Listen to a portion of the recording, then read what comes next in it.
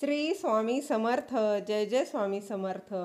माझ्या स्वामी भक्ती चॅनलमध्ये सर्वांना नमस्कार. स्वामी महाराजांच्या कृपेने तुमच्या सर्व चांगल्या इच्छा पूर्ण होत ही स्वामी महाराजांच्या चरणी प्रार्थना करते आणि आजच्या या नवीन व्हिडिओला सुरुवात करते. 17 जुलै वार बुधवार या दिवशी आहे आषाढी एकादशी. या दिवशी काही सेवा केल्या, काही उपाय केले ते त्याचे नक्कीच फलदायी ठरत असतात. त्याचबरोबर या दिवशी आपण श्रीहरी विष्णूंची विशेष अशी सेवा केली पाहिजे. यामुळे काही बघा पितृदोष जो असतो तो देखील याने दूर होत असतो. श्रीहरी विष्णूंचा जर आशीर्वाद असेल तर तुम्हाला आयुष्यात कसलीही कमी राहणार नाही, राजयोग आल्याशिवाय तुम्हाला राहणार नाही. तर त्याचबरोबर या दिवशी आषाढी एकादशी या दिवशी अत्यंत प्रभावी अशी सेवा मी तुम्हाला सांगणार आहे. कितीही प्रखर जर पितृदोष असेल ना तरी देखील या सेवेने तो दूर होणार आहे. बघा, बऱ्याच जणांना खूप खर्च करणं, खूप होम हवन करणं शक्य होत नाही. त्यासाठी आपल्या परमपूज्य गुरुमाऊलींनी श्रीमद भागवत 700 श्लोकी हाच अगदी बघा 14 अध्यायांचा अतिशय संक्षिप्त, अगदी छोटा असा हा संक्षिप्त श्रीमद भागवत असा ग्रंथ तयार केलेला आहे. तसं बघायला गेलं तर भागवत ग्रंथ हा अतिशय मोठा आहे आणि ते वाचायला देखील खूप मोठा आहे. तर त्याचा विचार करून आपल्या परमपूज्य गुरुमाऊलींनी बघा हा अतिशय छोटा असा 700 श्लोकी संक्षिप्त श्रीमद भागवत ग्रंथ हा तयार केलेला आहे. या ग्रंथाचं आषाढी एकादशी या दिवशी पारायण करायचं आहे.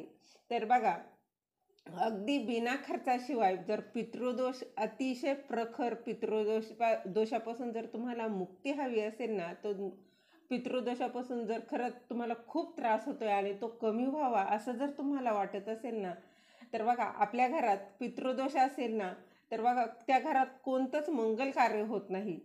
अतिशय बघा कधी कधी काय होतं, आपल्याला जॉबला चांगला शिक्षण चांगलं घेतलेलं असतं, जॉब चांगला लागतो, इंटरव्ह्यू देऊन येतो आणि ऐन टायमाला आपल्याला नाही म्हणून सांगितलं जातं. त्याचबरोबर लग्न खूप जॉब चांगला आहे, शिक्षण चांगलं घेतलेलं आहे, लग्न जमत आलेलं आहे, ऐन टायमाला मुलाकडचे म्हणा किंवा मुलीकडचे नाही म्हणून सांगतात. म्हणजेच काय, ते लग्न जमता जमता मोडतं. म्हणजेच हातातोंडाशी आलेला घास अगदी निष्ठून गेलेला असतो. अशी देखील वेळ आलेली असते. त्याचबरोबर संतती होण्यासाठी देखील अनेक प्रॉब्लेम येत असतात. बघा, डॉक्टरचे रिपोर्ट कितीही नॉर्मल असले तरी देखील त्यांना संतती होत नाही. अशा अनेक समस्या, अनेक अडचणी जीवनात येत असतात. त्याचबरोबर बघा, शिक्षण घेतलेलं आहे, जॉब मिळत नाही, आपल्या मुलींची लग्न जमत नाही आणि जर जमले तर बघा काहीतरी कारणं येतात आणि त्या कारणाने ते लग्न मोडतं. कितीही प्रयत्न केले तरी देखील बघा वय उलटून जात आहे, पण लग्न काही होत नाही, लग्नाचा योग काही येत नाही. प्रखर पितृदोष असेल ना तर अशा अनेक समस्यांचा सामना हा करावाच लागतो. त्यासाठी या सगळ्यावर अत्यंत प्रभावशाली ही सेवा आहे, ती मी तुम्हाला सांगणार आहे. ती जाणून घेण्याआधी तुम्ही माझ्या स्वामी भक्ती चॅनलला सबस्क्राईब नक्की करा. तर बघा, प्रत्येक मनुष्य, अगदी तुम्ही मी जन्माला येताना काही ना काही ऋण घेऊन जन्माला आलेलो असतो. ते ऋण आपल्याला फेडायचे असतात. आता बघा, कोणाचे तरी उपकार आहेत आणि ते आपल्याकडे, तुमच्याकडे, माझ्याकडे, प्रत्येकाकडे आहेत आणि हेच ऋण आपल्याला फेडण्यासाठी आपला मनुष्य जन्माला आपण आलेलो आहोत. तर बघा, ऋण म्हणजे काय, तर थोडक्यात ऋण कधीच कोणाचे घेऊ नये. थोडक्यात काय बघा, आईचे, बहिणीचे, कुणाचेही असू द्या, भावाचे असू द्या, नातेवाईक, मित्र, मैत्रिणी, अगदी कोणीही असू द्यात. थोडक्यात काय, त्यांनी जर आपल्यासाठी 10 रुपये जर खर्च केले तर किमान आपल्याकडून त्याला 5 रुपये, 2 रुपये काहीतरी खर्च, किमान त्यांनी बाबा 10चा चहा जरी दिला असेल ना तर ते त्याला पुण्य भेटत असतं आणि ते ऋण आपल्याला लागत असतं. म्हणून त्याच्या बदली आपण त्याला काहीतरी खर्च करायचा असतो. म्हणजेच काय, तर बघा हे ऋण जे असतात ते ऋण आपले फेडण्यासाठी आपला मनुष्य जन्म आहे. तर आपले परमपूज्य गुरुमाऊली नेहमी सांगतात, देव ऋण, मनुष्य ऋण, ऋषी ऋण, पितृ ऋण, भूत ऋण या 5 हे ऋण आहेत आणि हे 5 ऋण आपल्याला फेडायचे आहेत. या 5 गुणदोषासह आपण जन्माला आलेलो असतो. आपण प्रत्येक जणाने गेल्या जन्मात बघा काय कर्म केलं आहे काय नाही हे आपल्याला माहीत नाही. त्याचप्रमाणे ह्या जन्मात आपण काय कर्म करत आहोत बघा ते आपल्याला माहिती आहे, पण गेल्या जन्मात नक्की आपण काय कर्म केलं, ते कसे फेडायचे हे आपल्याला माहीत नाही. तर बघा मनुष्य ऋण म्हणजे एखाद्याकडून काहीतरी वस्तू आपण घेतली असेल, काहीतरी त्याने आपल्यावर खर्च केला असेल, म्हणजे तो मनुष्य ऋण आहे. असं हे 5 ऋण आपल्याला आहेत. त्याचप्रमाणे सगळ्यात प्रभावी म्हणजे पितृ ऋण. बघा पितृ ऋण हा जो आहे तो अत्यंत प्रखर आहे.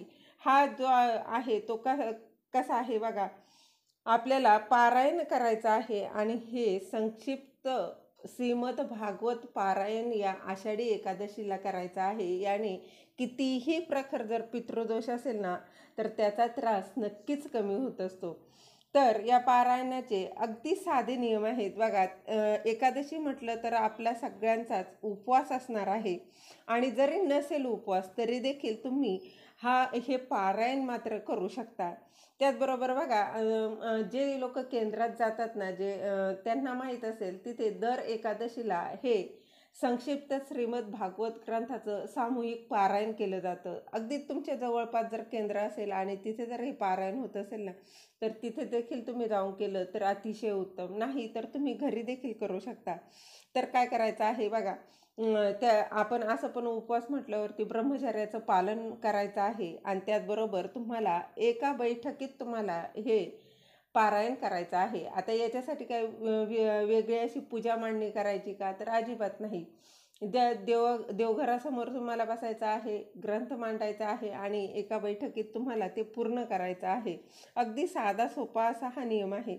आता एखाद्याला नसेल शक्य तर तुम्ही 2 बैठकीत, एखाद्याला लहान बाळ असेल तर तुम्ही 2 बैठकीत जरी पूर्ण केलं तरी चालणार आहे. आणि एखाद्याला बघा त्याचबरोबर तुम्हाला मासिक धर्म असेल, सुतक असेल तर तुम्ही हे करू शकत नाही. त्याचबरोबर एखाद्याला खरंच वेळ नाही आहे, मी करू शकत नाही, किंवा एखाद्याला जर वाचता येत नसेल तर त्यांनी काय करावं, तर त्यांनी अगदीच तुम्ही यूट्यूबला लावून तुम्ही श्रवण केलं तरी देखील चालणार आहे. पण मी खरं सांगते, श्रवण करण्यापेक्षा जर तुम्ही स्वतः जर हे संक्षिप्त श्रीमद भागवत ग्रंथाचं जर पारायण जर केलं ना या आषाढी एकादशीला, अत्यंत प्रभावी अशी ही सेवा आहे. याने कितीही प्रखर जर पितृदोष असेल ना त्याचा त्रास हा कमी होत असतो.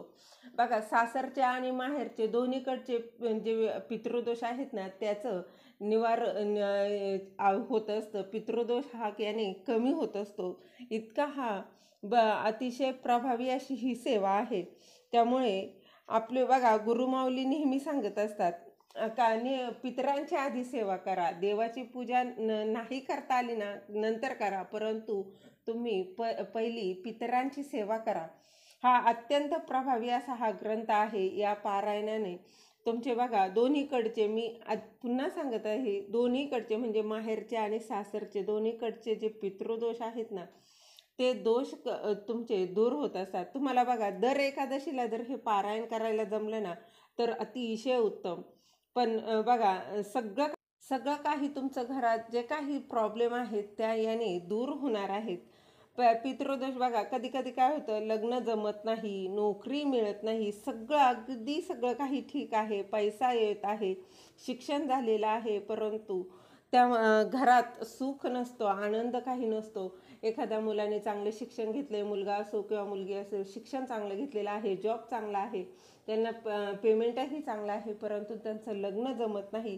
त्यांच्या कुंडलिकेतही काहीही दोष नसतो तरी देखील त्यांचं लग्न जमत नाही, तर हा प्रखर पितृदोष असतो. तो कुंडलिकेतही नाही दिसत नाही. म्हणूनच तुम्हाला भगवान बघा हरिविष्णूंची जर सेवा करतो ना तेव्हा आपले जे कोणी म्हणजे गेलेले जे आहेत ना पूर्वज ते तृप्त होत असतात आणि भगवान विष्णूंचा आशीर्वाद मिळतो. त्याचबरोबर पितरांचा आशीर्वाद देखील आपल्याला मिळत असतो. पितरांची सेवा केली ना तर ते आशीर्वाद देत असतात. त्याचबरोबर बघा आपण जर पितृदोष आहे तर त्याच्यावर नारायण नागबली हा देखील करायला सांगितलं जातं, परंतु नारायण नागबली करणं सगळ्यांनाच शक्य होत नाही. तोही बघा, दर 3 वर्षांनी नारायण नागबली करायचा असतो, कारण त्याचा जो कालावधी आहे ना तो फक्त 3 वर्षाचाच असतो. मग दर 3 वर्षाला आपल्याला हे शक्य होत नाही. म्हणून मी सांगते, पुन्हा सांगते, तुम्ही कितीही प्रखर पितृदोष जर असेल ना तर तुम्ही आषाढी एकादशी ही आपण सर्वात मोठी एकादशी मानत असतो. या एकादशीला संक्षिप्त श्रीमद भागवत ग्रंथाचं पारायण करा. या पारायणाने नक्कीच पितृदोष हा याचा त्रास तुमचा कमी होणार आहे. ज्या काही समस्या आहेत त्या याने दूर होणार आहे. त्याचबरोबर बघा, आता गेल्या जन्मातले ऋण आपल्याला माहीत नाही, आपले कर्म आपल्याला माहीत नाही, किमान या जन्मात तरी कुणाचेही ऋण ठेवायचे नाही, एवढा मात्र नक्कीच प्रयत्न मी तरी करणार आहे. तुम्ही देखील करा. झालेली सेवा महाराजांच्या चरणी रुजू करते. दिलेली माहिती तुम्हाला आवडली असेल तर लाईक करा, शेअर करा, सबस्क्राईब करायला विसरू नका. श्री स्वामी समर्थ. जय जय स्वामी समर्थ.